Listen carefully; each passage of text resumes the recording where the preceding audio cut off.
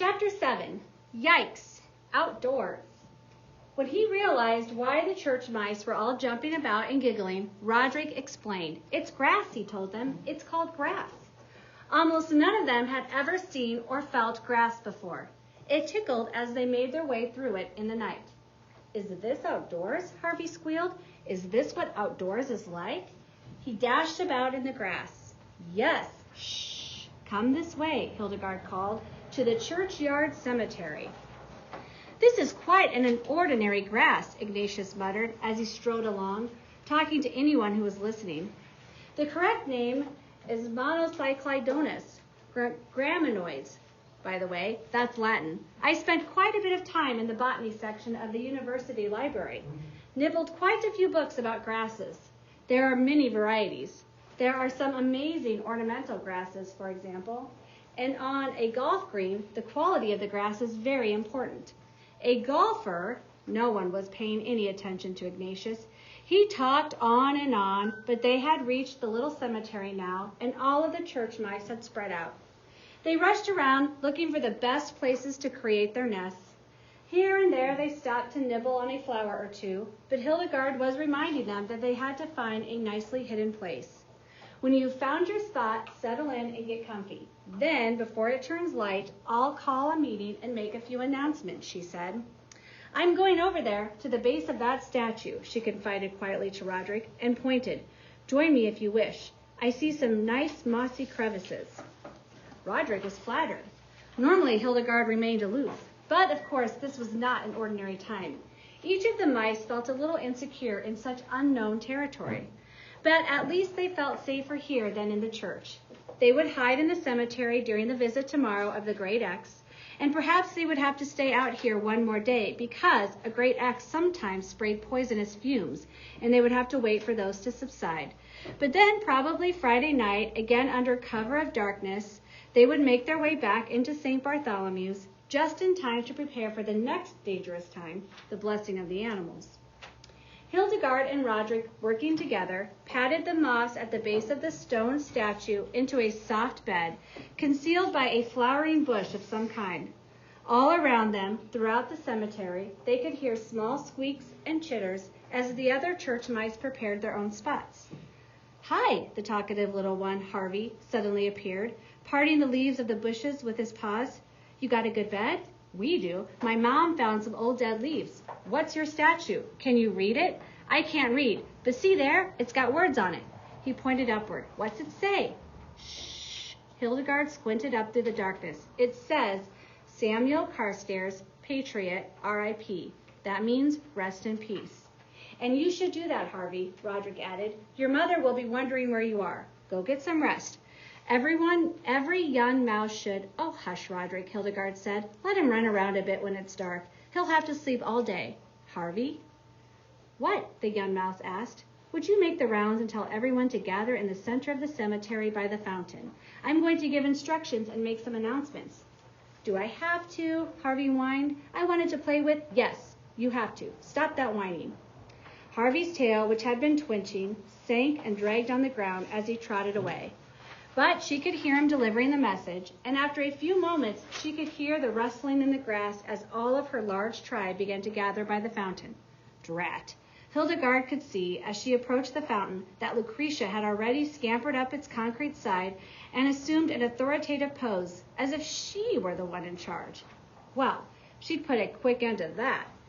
Thank you for holding my place, Lucretia, she said. You may get down now. Lucretia, sulking, moved off the fountain rim. And clean your tail when you get a chance, please, Hildegard called after her. There are bits of dried grass clinging to it. That was mean, Hildegard thought guiltily, but she did loathe Lucretia. She turned and looked down at the crowd of mice. We're fortunate that the water in the fountain has been turned off for the winter, she said. Otherwise, you'd never hear me. Ignatius, in the front row, cleared his throat loudly. It's quite an ordinary fountain, he said in his loudest voice.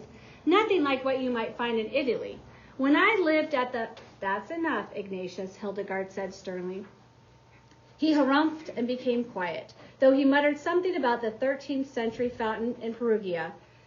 Hildegard ignored him and continued, I know most of you have never been outdoors before. We are not, after all, field mice.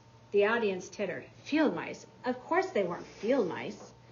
And we will not be here long, probably 2 days.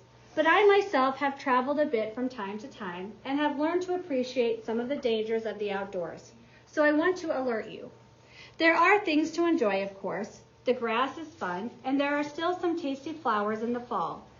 Do not nibble rhododendron leaves. Mothers, warn your mouselets. Rhododendron leaves are poisonous. Ignatius looked up. From the Greek, he said, rhodos, rose, and dendron, tree. Thank you, Ignatius. We know, Ignatius. You nibbled a lot of Greek at the university library. He nodded with satisfaction. Hildegard resumed her speech. Stay hidden in daytime. You're accustomed to that. And we're fortunate that they are no longer mowing the lawn. They stopped mowing in mid-September, so our timing is perfect. A mowing machine is deadly. Many, many field mice are lost to mower blades every summer. There was a low murmur of sympathy for field mice. You may come out of your nests and find food after dark, or yes, Harvey, you young ones may play after dark, but beware of owls. Owls? What are owls? Hildegard looked down. Ignatius, are you spry enough to jump up here? And did you nibble your way through, what section of the library would owls be? Ornithology. Yes, I know a great deal about owls. Can you give me a paw? Hildegard reached down and helped him, while Jeremiah gave a boost to the old mouse's rear. Ignatius stood, finally, on the fountain rim. He whispered to Hildegard, Do you want the Latin? No, just warn them. Owls are nocturnal, Ignatius said in his biggest voice. They operate at night. Oh, said the mice. There are many kinds. Oh, they are birds of prey. Oh, what's prey? Asked the little one. Prey is us, Ignatius said loudly. Oh. Hildegard could see the mice looking around nervously. They swooped down out of trees, almost without sound, and they snatched unsuspecting mice. I want to go back to St. Bartholomew's, wailed Harvey. I don't like outdoors. Thanks, Ignatius, Hildegard said. That's warning enough. We will all be alert and on the lookout, now won't we? She could see that many, many pairs of wide mouse eyes were looking toward the trees nervously. There are 200 species of strigiforms. That's Latin. Ignatius began. Enough, Hildegard said, and grudgingly he hopped down from the fountain. The sun is starting to rise, she pointed out, and they could see that there, in the east, behind the church steeple, the sky was lightening. Somewhere nearby, a bird twittered. Time to get to your nest, cuddle in, get some sleep. Today the great X will come. His truck will come right up the driveway. Do not jump up to look at it. Stay hidden.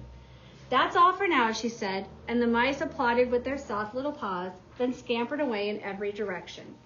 Hildegard jumped down and headed toward her own nest at the base of the statue.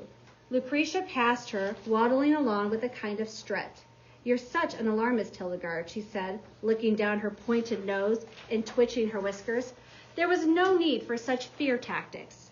At that moment, from deep in the foliage of a nearby spruce tree, came a throaty, repeated hoot. Hoo, hoo, hoo. Oh, my lord, squeaked Lucretia in terror, and she dashed away. Hildegard chuckled and made her way to the mossy bed she would share tonight with Roderick.